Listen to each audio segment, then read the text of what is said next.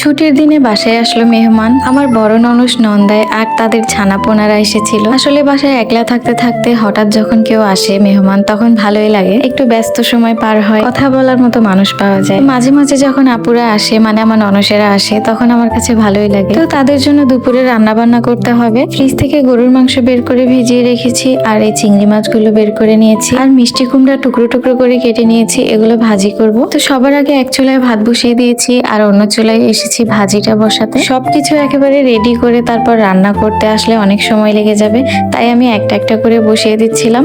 তার পাশাপাশি অন্যান্য কাজগুলো করছিলাম, যেমন ভাজিটা বসিয়ে দিয়ে আমি চিংড়ি মাছগুলো কেটে ফেলেছিলাম। তারপর চিংড়ি মাছটা যখন রান্না করেছি, সেই ফাঁকে আমি গরুর মাংসটা রেডি করেছি। চিংড়ি মাছগুলো কেটে ফেলেছি। চিংড়ি মাছটা ভুনা করব। মশলাপাতি সব কষিয়ে নিয়ে টমেটো দিয়ে দিয়েছি। তারপর কিছুক্ষণ পরেই চিংড়ি মাছগুলো দিয়ে দিয়েছি।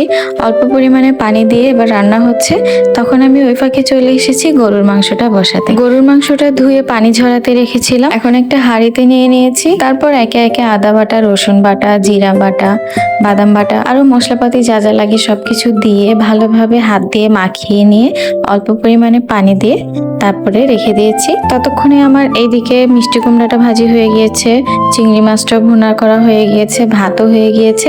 এখন আমি গরুর মাংসটা বসিয়ে দিয়েছি। গরুর মাংসটা একেবারে ভালোভাবে কষিয়ে নিয়ে তারপর আমি ঝোলের জন্য পানিটা দিয়ে দিয়েছিলাম। সব রান্না বান্না শেষ করে এবার আর কি করব, আমার ননসদের সাথে একটু আড্ডা দিচ্ছিলাম। এরপর সবাই দুপুরে খাওয়া দাওয়া করলো।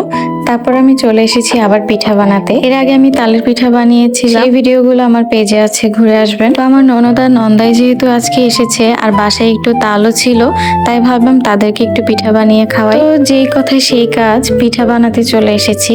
তালের কেক বানিয়ে দিয়েছিলাম, নাস্তা করলো। তারপর চা বসিয়ে দিয়েছিলাম, চা খেয়ে তারপর ওনারা সন্ধ্যার দিকে বাসায় চলে গিয়েছিল। এই তো ছুটির দিনটা এইভাবে কাটলো। আপনারা আপনাদের বন্ধের দিনটা কিভাবে কাটিয়েছেন অবশ্যই কমেন্ট করে জানিয়ে যাবেন। সবাই ভালো থাকবেন, সুস্থ থাকবেন। আল্লাহ হাফেজ।